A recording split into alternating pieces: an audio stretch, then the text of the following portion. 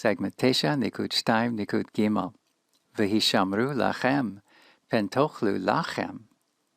V'hishamru lachem, pentochlu lachem. To this point, you've learned to issue instructions to a group in the Kal Binyan, in the Hifil Binyan, and now we'll be adding the Nifal Binyan. In order to create a context for this kind of command, you'll be asked to issue a series of directives to an imaginary group. The imaginary group will be one we considered earlier, a fire rescue crew. The situation you'll be imagining at this point will be the possibility that that crew themselves has come into danger. A building is about to collapse or the fire is about to explode. As their leader and chief, you're aware of the pending danger, and so you'll be shouting instructions in order to help them rescue themselves. You'll be asked to configure your instructions using Nifal imperatives. So let's get acquainted with how to recognize and compose a Nifal imperative. You see one example in the title, Hishamru lachem. This is the way to say protect yourselves or guard yourselves. It may remind you of a command that we found in an earlier Jonah episode, namely Hishamer lecha, Hishamer lecha.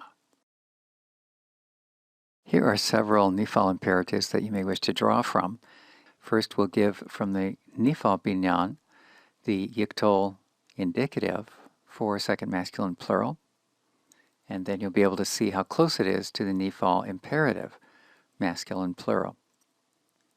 The change that takes place will remind you of the Hifil, namely a He will replace the Tav, which served as the prefix consonant for the Yiktol. So we have the indicative, tikavtsu, tikavtsu, which means you men will gather yourselves together. To convert that into a command, gather yourselves together, drop the tav, replace it with a he, and it becomes hikavtsu, hikavtsu. The next verb, tisatru, tisatru. This means you will hide yourselves. To issue it as a command, hide yourselves, we would say hisatru, hisatru. Natsal gives us a first noon example.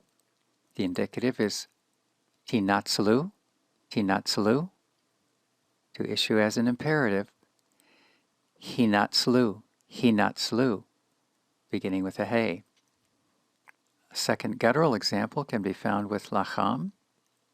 Tilachamu, tilachamu, you will fight. Hilachamu, hilachamu would be the command, fight. Allah will give us a third yod-he example. Te'alu, te'alu, this is the indicative. But to convert it to a command, get yourselves up, as if to higher ground. He'alu, he'alu. A third guttural example may be found in shava, meaning to swear an oath in the Nifal Binyan. Tishava'u, tishava'u, indicative. But to issue it as a command, hishava'u, hishava'u. So, what would you shout to your fire rescue team if they were on the verge of being consumed in a massive conflagration? A first suggested instruction is given in line Aleph. Hishamru lachem, pen tochal ha'esh etchem.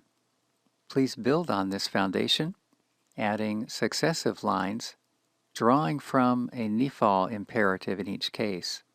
If possible, arrange them in a reasonable sequence, helping your team to escape today so that they can fight fires another day.